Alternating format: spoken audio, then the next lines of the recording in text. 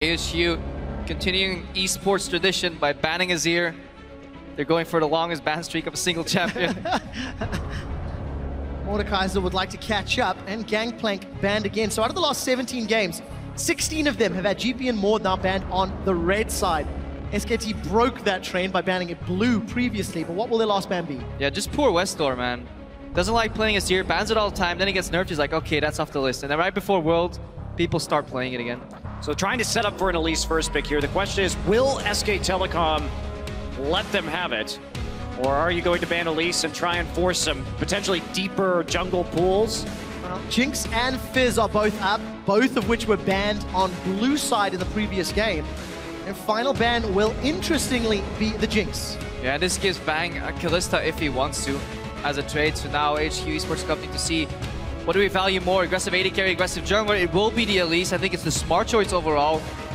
But it doesn't really put Bengi in any compromising position. There's plenty of champions he can play. Yeah, taking that Gragas too, you come in with that initiation, you could break up the fight, which sets up Kalista very, very nicely, just to get a target in that backline, continue to hop around and get the Ren damage in, and it will be the Kalista for Bang.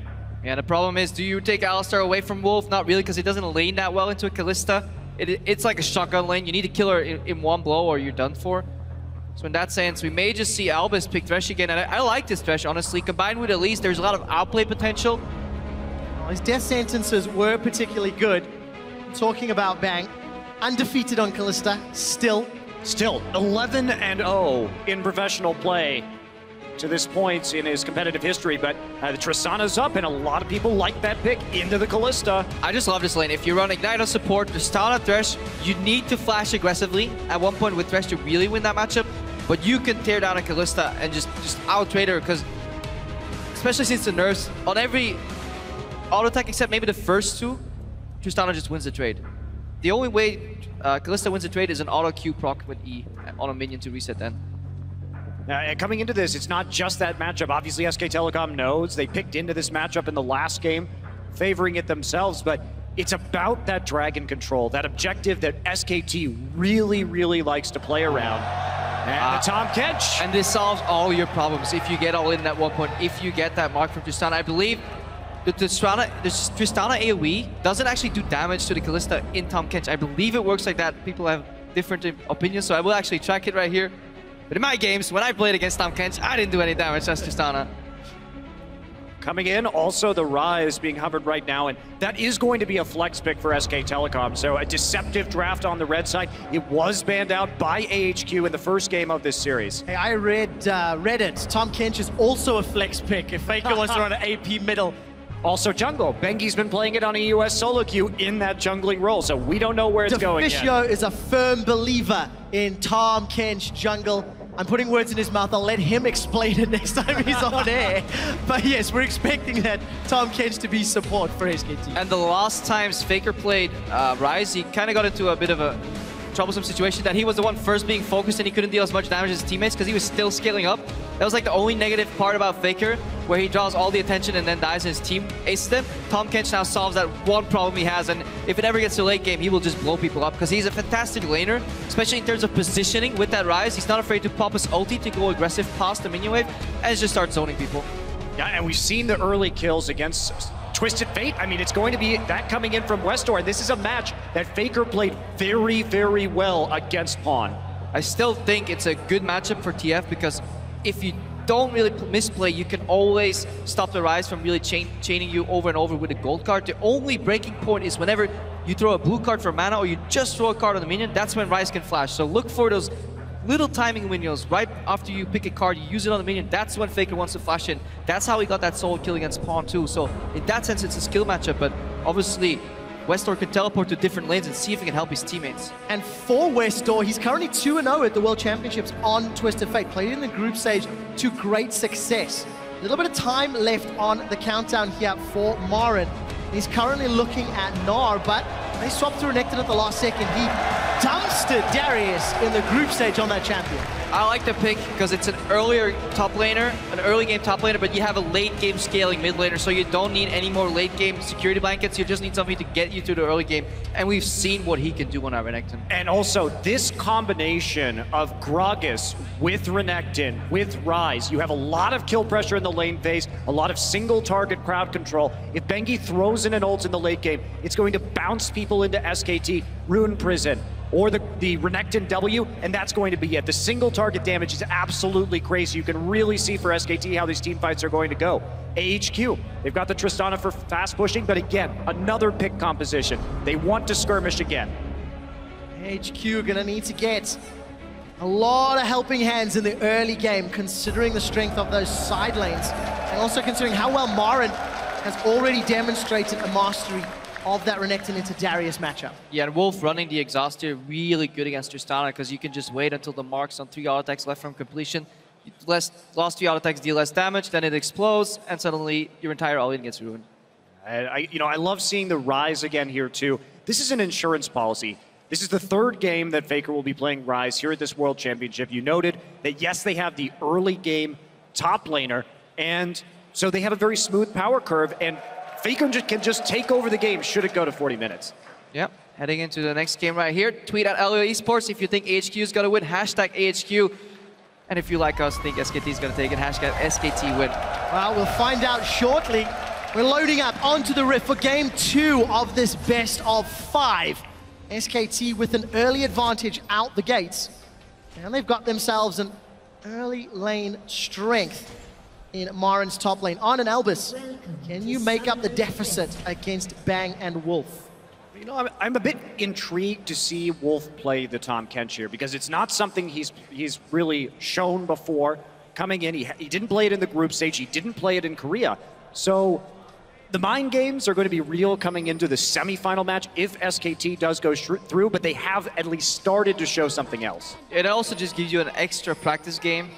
It's kind of hard to call a quarterfinal here a practice game, but you want some competitive experience because scrims versus online obviously is offline rather is definitely a different environment.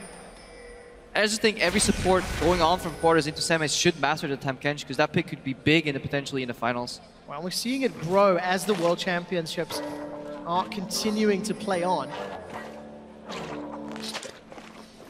That's disgusting. I think it's fascinating, personally.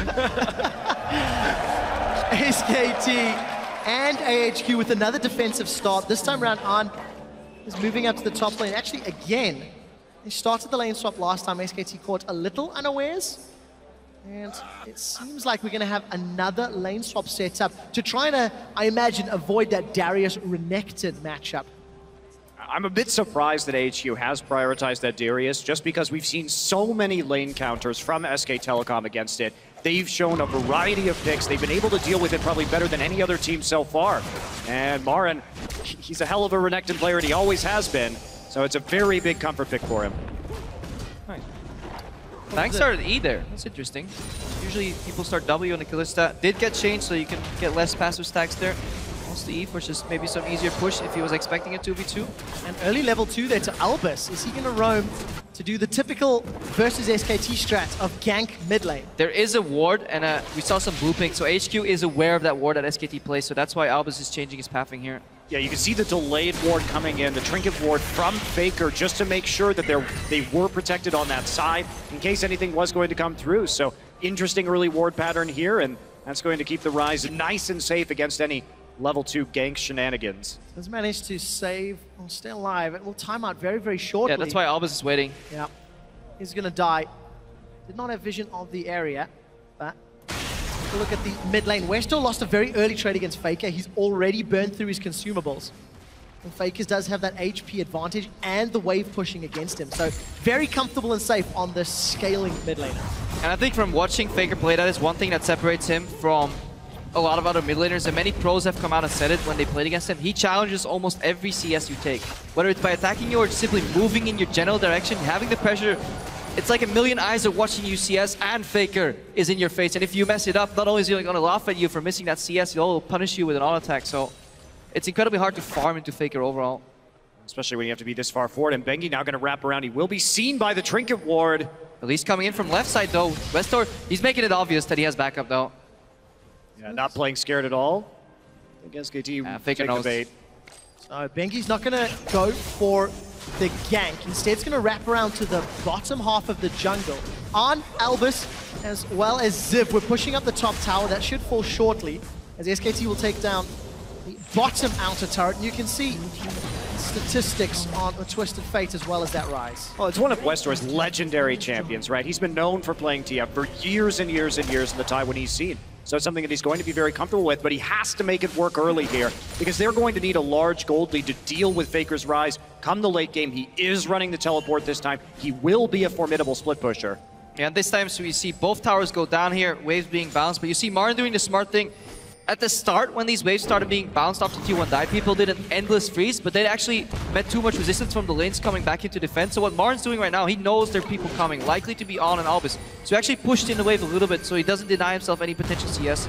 And you could see that reflected in the CS score right now as well. He's at 14, whereas Ziv immediately based to pick up that massive wave in the top lane. Bengi, however, is here for round 2. Body slam is not going to connect.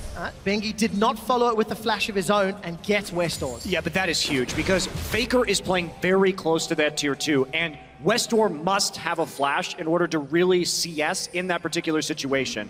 And now we see some movement up into the top side. That's exactly what we were talking about. That's why you push that lane back earlier, because otherwise that massive wave stacks and that freeze actually becomes a massive push against you, and you actually lose all that farm. Look at it. Marin doubling the CS already from Ziv, and Ziv's tower just going down here with the help of those minions. On is going to push down on the bottom, so they may be able to trade. Mountain and Albus going to arrive a little late. Westor also teleported to the mid lane, so he doesn't have that available if a play were to break out. And Marin, has he maybe taken the bait here? Not enough minions to fight. Albus, Ziv, Mountain. It's a party. They want a new pair of shoes, and it's crocodile skin, the make they want.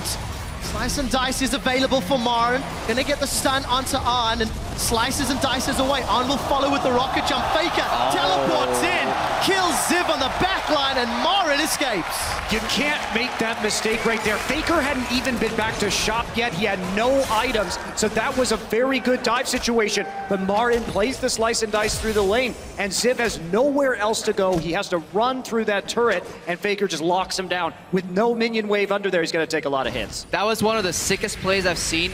Marin coming back, gonna have to clear that wave. Hang on, let's see if he survives so we can actually talk about how sick that was overall. Death Sentence connects, the Flay will not. Repel comes down and Mountain's in trouble. Faker, no mana though, which means AHQ get away with their lives for now. Yeah, Marin, he denies the dive by keeping the wave outside of the turret. Then he waits there, he doesn't path into the river, just says, okay, you wanna come? Walk to the tower. Faker collapses, kills somebody, but then Marin, you can slice and dice through somebody, but he stood at the very edge where his slice, his initial first dash would actually just not proc the dice, but he just procced a tiny bit of area of an enemy champion right there to proc the double slice and dice. That was a phenomenal play, just getting out of there, maximizing the distance. And oh, the Sentinel, I don't think it's going to see them. The Death Sentence does! Bang gets caught by a cocoon, and the Flay holds Marin in place. Arn is going low. Marin will not be able to get the kill. It's a double for Bengi. Elvis takes a few turret shots, but should get away alive. you don't rely on Sentinels. You never do. Those things don't see anything. They're broken. They walk in. It's like they're blind. You can call them blind monks. You don't do that. Not living up to their name then. No. So to be fair, twice now Bang has been caught by a death sentence from the bush. And Albus has been standing in, yes, last game and this game, but it results in 2 deaths and a tower for AHQ and a swing in the gold lead. Yeah, this is exactly why you don't do that. I mean, whoop, saw that one coming from a mile away. And then, you know, by the way, if you're an AD carry, you know that there's a chance to be like, I mean, come on, how likely is it that they're still in this rush? I really want some CS. Everybody talks about Faker and Marin farming so well. Bit of a push up here, and there's a stun onto Zip. Zip turns around for a moment, but Bengi's here. The body slam connects. Zip's going low, gets a decimate heal, and flashes forward, finds the lantern. Albus looks for the death sentence, but will not find it. Scores a 3-pointer between the posts. The minion wave continues to get shoved in, but flash burn for Zip. We also have to look at what's going on in the mid lane here. Faker's TP is down, so is Westdoor's, but his ult is up. You can see that as they start to make that play, Faker begins to push very aggressively into that mid lane to prevent the TP from actually coming through and reinforcements on the top side. Wolf is... Who's in trouble here, actually? It's Mountain, and a quiet taste. Wolf is going to spit him back out. The Repel's got nowhere to go, but Westall wants to help. Cocoon and Goldcard have landed. Bang, flashes forward, now has double buffs. Goldcard will hold him in place for a little while longer, but Bang will find two. Will not be able to get shut down. Kill credit to Wolf with the regurgitate. And SKT just regain control. Yeah, and if you pick TF into a late game scaling matchup, you need to make that first ultimate count. You need to get a kill, potentially an objective in the tower. All Westdoor does is just sacrifice one more kill to that Tahm Kench here. Really solid play here by Bang & Wolf. Good synergy already. Kalista, Tahm Kench, you can see why it's such an important lane if they can close the gap on you. We saw Origin yesterday do the Kalista Tahm Kench combo. Yep. Somebody alive and pull them back with that Fate's Call. Bengi's going to be a bit cheeky to take these Krags. There was no vision on him. And AHQ none the wiser, losing one of their camps. But lagging a little bit behind in vision here. We haven't seen those side stones coming out from the junglers yet. So there's not actually anything you can really take right there. The control really hasn't been grasped yet by either of these teams. And then the problem lies here again, reactive play, reactive Destiny from Westdoor instead of a proactive play where you really want to set up that gank and you play with incomplete information, then you need to play with respect. If you don't, then you find yourself in situations where you lose your one global, your ticket to a kill, and then SKT picks up another dragon. Easily secured on Albus and Ziv. They're looking for Marin, but they will not go for the dive. There's actually deep vision for AHQ all the way through the jungle and the lane in the top half. Top quadrant that they decide against. And they're just working with the deep vision they have on the bottom right side of the map. That's why you see Marin go back. At the start, people got cross-mapped very often. Origin for a team actually got cross-mapped sometimes. Faker wants to go in, card goes down, and he pops Westdoor. Will not be able to find the overload connect as it hits a minion. And that means Westdoor is forced to flash defensively. You have to be so careful about that. You can't make those kind of errors. He saw Pawn die in a very similar way. You know Faker's not going to take a moment to really pull the trigger on that flash and go after you. And not having a flash on Westdoor is very consequential because of the single target CC on SK Telecom. It makes him so vulnerable. That is one of the keys to this mid lane. We're talking about Renekton, Ryze, Tahm Kench. He has to have that flash up or he's a dead man walking. Yeah. Now the onus is, it's all on Albus right now to pull him out with Lantern if he gets aggressed upon. You can really see the trigger for Faker right there. Card comes out, instant flash right off. Still will have the support of Albus's Lantern, but nobody from SKT is going to look for aggression there. Instead, they're grouping up to look for vision. AHQ have a momentary numbers advantage. Flash over the wall from Bengi, instantly gets devoured by Wolf. And another Destiny. Yeah, and you have to, SKT, they see just Gragas getting caught out right there, and they take no risks. Flash over, go straight into Tahm Kench, run away, and that denies any follow-up by AHQ. They put themselves in a risky situation, but they instantly back out. Unlash onto Arn. Wolf with Bang, or Bengi rather, just behind him. Bang is down in the bottom lane. The teleport's coming in here. Let's take a look what AHQ can do. Faker's charging up that passive. And expanded the TP. Deep vision gained, but not a lot more. But it does allow them to loop around, do the same play again, and punish AHQ in the future. I mean, it wasn't the greatest TP, obviously. It was a reaction to Wolf getting hooked, but they still have the pressure. They get more wards down there. They're able to push up to the tier 2 and start to get some damage down onto that mid lane turret. So the TP is expended, but they are getting something for it. Yeah, the main matchup here that is really faltering for HQ is Westdoor against Faker. 0 proactive TPs, 0 proactive Destinies, 2 for 2 used. SKT force a fight when they're all relatively close to back each other up. Every time any member of SKT takes a risk, except Bang maybe facing a rush, there's already somebody ready to help him on the map. You see Bengi go in, he has backup. You see Wolf go in, Bengi backs him up. They're working as a team. Yeah. Doing it again. Well, there's no real way for AHQ to get to this mid turret quickly, so they're going to take a lot of damage, may not actually lose it because SKT Siege isn't that great with a Ryze Kalista. So they can't stick on it while the minion wave gets thinned out. Like Luckily for SKT, there's a ward very deep in AHQ's jungle. Mountain's trying to clear out what he can. And with Marin having teleport available, he continues to push top. While Arn is pushing out the bottom lane. But again, SKT, they're just laying a SKT flag in AHQ's jungle every single time they push forwards. And unlike last game, now what we saw last game was that while SKT was dominating the bottom side of the map, we did see AHQ reciprocate by taking over the opposite side of the jungle. This game, there's virtually no wards on the top side for AHQ, so their counterplay options are severely limited right now because they literally have no information. Yeah, and SKT doing a phenomenal job just shrinking the map, and Destiny just becomes worse and worse the harder the map shrinks overall, because you can't find an opening to a side lane where you can then 2v1. Even if Destiny's in right now, there's always another member from SKT close enough.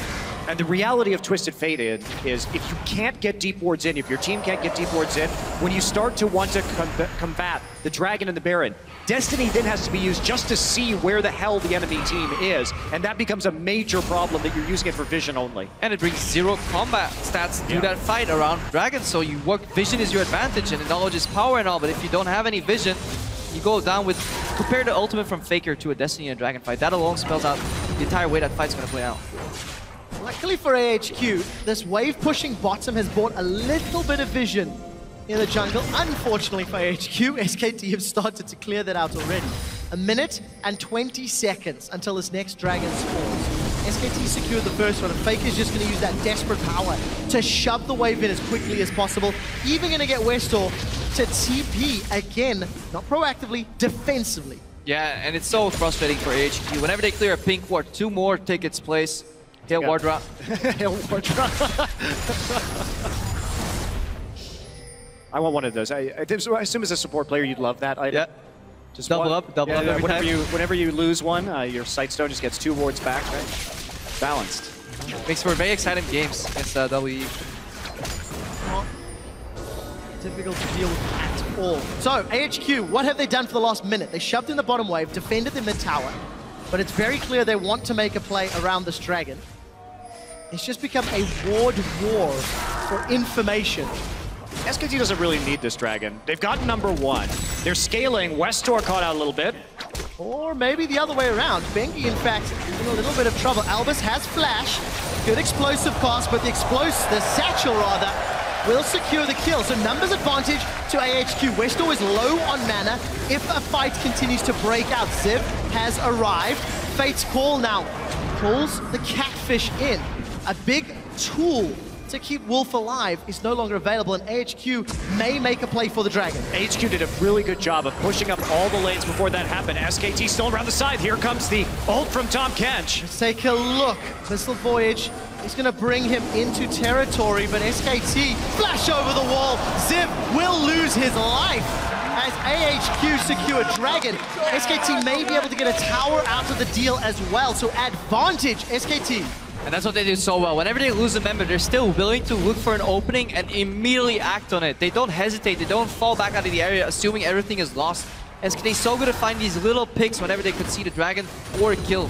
Well, and they don't need that Dragon either. With Dragon #1, they have the scaling advantage in this game. Faker already has 2 kills. He's been up in CS this entire game, and he is scaling with the tier, with the Rod of Ages. So the fact that he is winning his lane right now, and that we're seeing approximate parity in gold, indeed SKT a little bit ahead. There's no Dragon snowball quickly here for AHQ. So this is a good situation for them to be in. There's no need to fight that Dragon, especially after Bengi gets picked off. Safe, smart play from SKT. This time around, Westor does not have the same CS disadvantage that we saw from game 1, despite the fact that he's been flashless multiple times. The only problem is he spent all of his time on the back foot defending his farm, and now Westor may get caught out. He's in so much trouble. Bengi has been pinged out, but there's no play left for Westor to get out of here. No, there is not. The barrel comes out from Bengi. A body slam is going to be enough. The kill will get secured by Bengi. 2 assists for SKT. Yeah, Bengi doesn't go in with the body slam either, because that is the only way that Westor can get out, flashing over the body slam. So he just holds, waits for force flash, then chases with body slam. Luckily, Kench was waiting too. Here's Faker though. Gentlemen, there's a fight on 2 fronts because Arn's in trouble down bottom. Ziv's caught out in the middle. Here comes Bang with the red buff. Fate's Call holds Ziv in place. On gets away alive, but Ziv cannot say the same. Yeah. Bang says, licky tongue, I choose you. Now faces Steam Rocket in the mid lane. Oh boy. Where is the Pokeball, the Pokemon Master Callista skin, Crepo? He's waiting. That's right, it's gonna get that copyright anytime now. Pretty sure that's gonna work out. Please? SKT, 6 kills to 3. They've got a 3,000 gold lead, a tower advantage, even on dragons, and content to play the scaling game. There's Ziv getting caught once more. Yeah, body slam flash. Bengi, so far in this game, has been doing a lot of body slams, but not flashing after, just to force enemies flash. This time he really wants to commit to Ziv.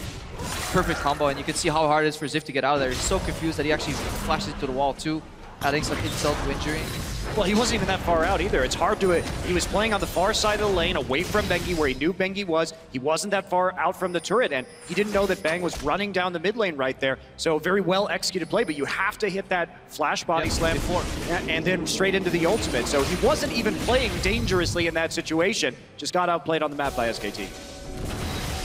It seems to be the story of everybody that plays against SKT.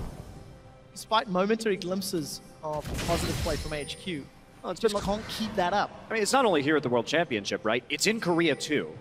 If we look at SK Telecom in the summer season, they were 17-1 in best of threes.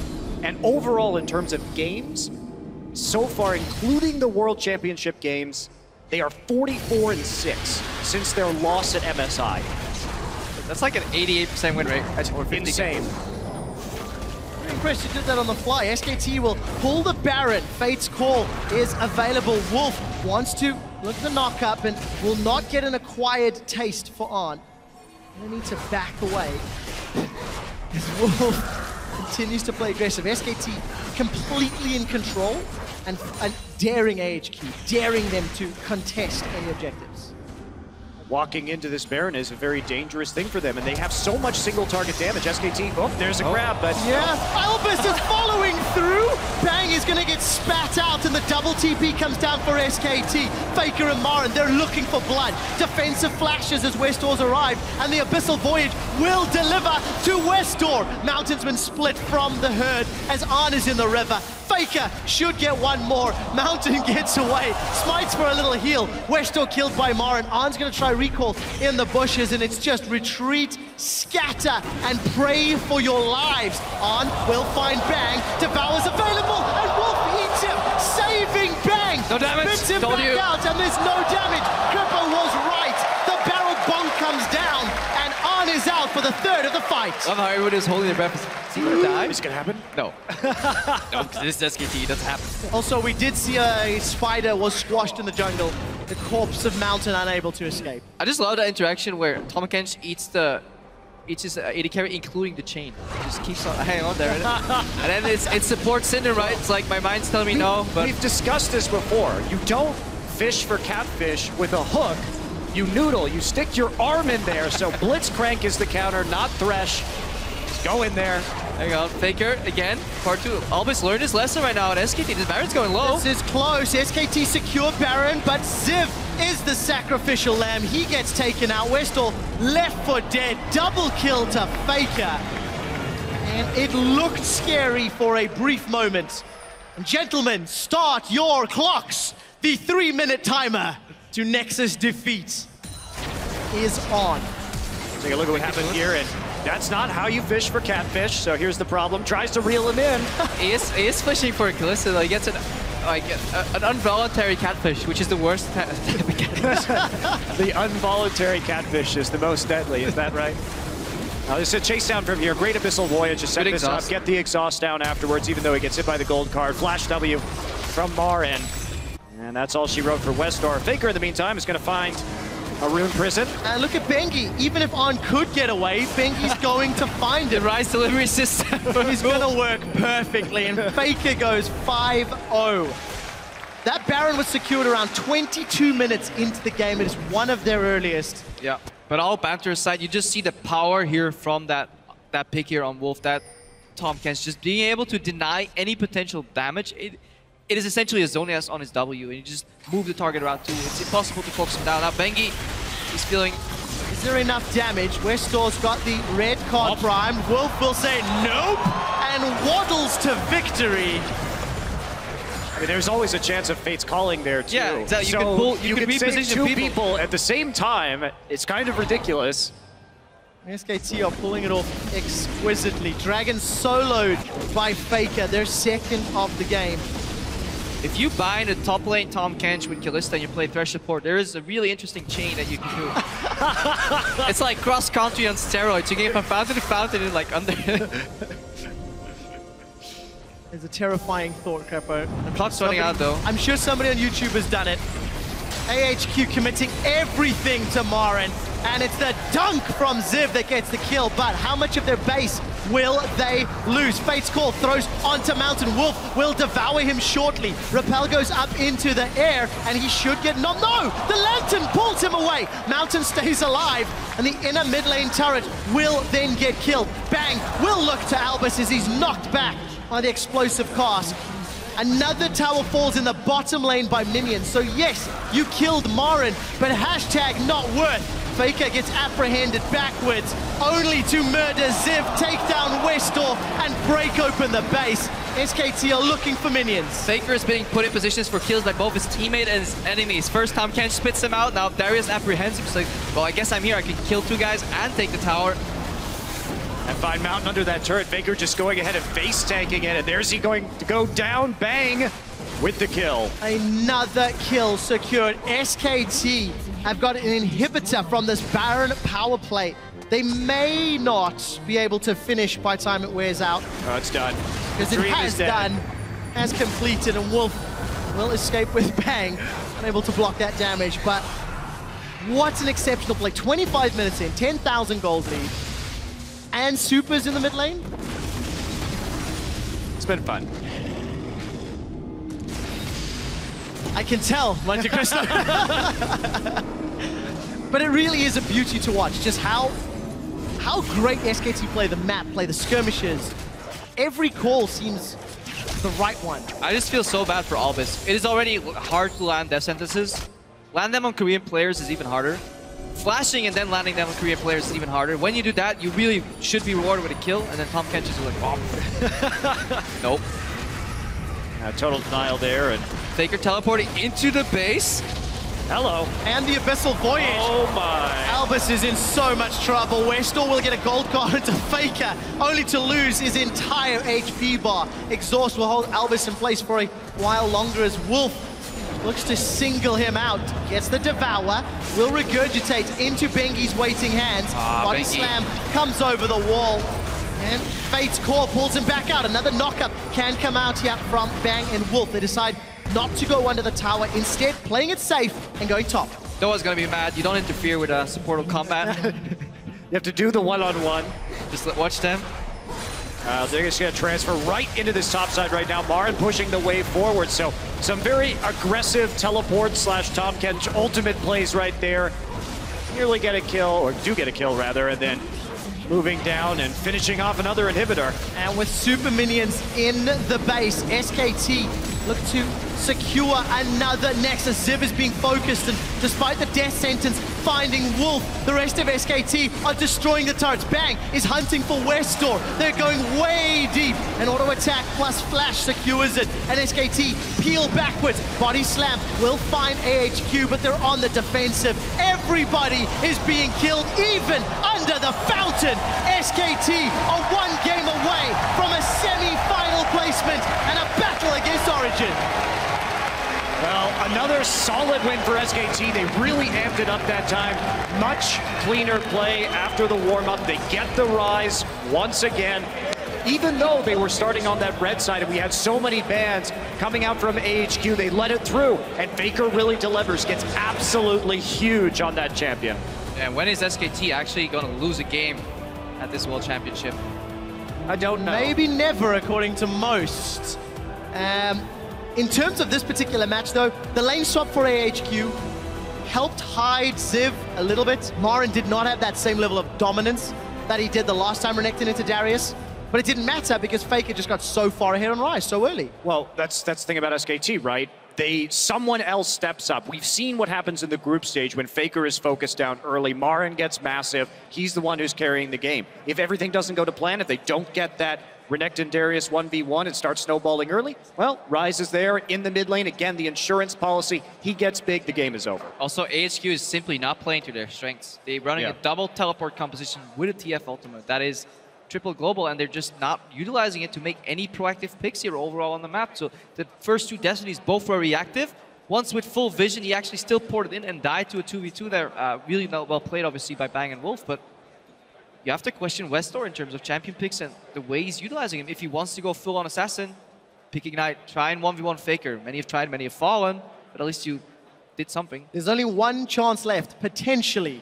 And if AHQ want to stand a chance, they have to pull off a magnificent reverse sweep to break down the 2-0 that SKT have earned.